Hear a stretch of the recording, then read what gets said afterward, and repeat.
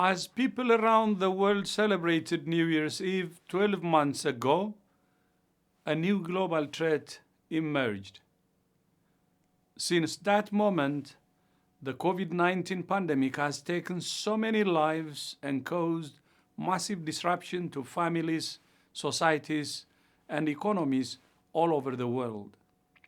But it also triggered the fastest and most wide-reaching response to a global health emergency in human history. The hallmarks of this response have been an unparalleled mobilization of science, a search for solutions, and a commitment to global solidarity. Acts of generosity, large and small, equipped hospitals with the tools that health workers needed to stay safe and care for their patients. Outpourings of kindness have helped societies most vulnerable through troubled times. Vaccines, therapeutics, and diagnostics have been developed and rolled out at record speed, thanks to collaborations including the Access to COVID-19 Tools Accelerator. Equity is the essence of the ACT Accelerator and its vaccine arm, COVAX, which has secured access to 2 billion doses of promising vaccine candidates.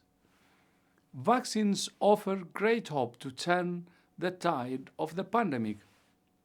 But to protect the world, we must ensure that all people at risk everywhere, not just in countries who can afford vaccines, are immunized. To do this, COVAX needs just over $4 billion urgently to buy vaccines for low and lower middle income countries. This is the challenge we must rise to in the new year. My brothers and sisters, the events of 2020 have provided telling lessons and reminders for us all to take into 2021.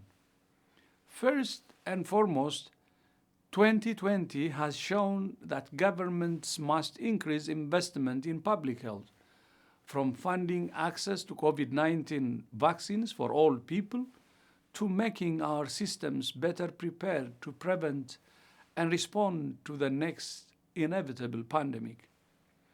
At the heart of this is investing in universal health coverage to make health for all a reality.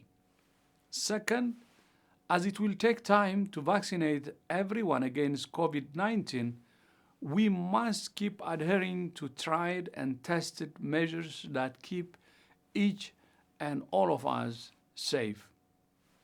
This means maintaining physical distance, wearing face masks, practicing hand and respiratory hygiene, avoiding crowded indoor places, and meeting people outside. These simple yet effective measures will save lives and reduce the suffering that so many people encountered in 2020. Third, and above all, we must commit to working together in solidarity as a global community to promote and protect health today and in the future. We have seen how divisions in politics and communities feed the virus and foment the crisis. But collaboration and partnership save lives and safeguard societies. In 2020, a health crisis of historic proportions showed us just how closely connected we all are. We saw how acts of kindness and care helped neighbors through times of great struggle. But we also witnessed how acts of malice and misinformation caused avoidable harm. Going into 2021, we have a simple yet profound choice to make. Do we ignore the lessons of 2020 and allow insular, partisan approaches conspiracy theories and attacks on science to prevail, resulting in unnecessary sufferings to people's health and society at large?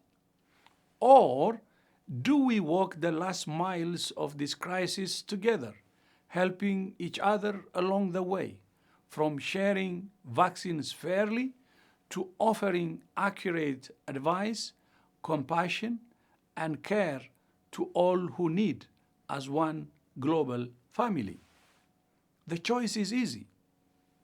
There is light at the end of the tunnel, and we will get there by taking the path together. WHO stands with you. We're family, and we're in this together. I wish you and your loved ones a peaceful, safe, and healthy New Year.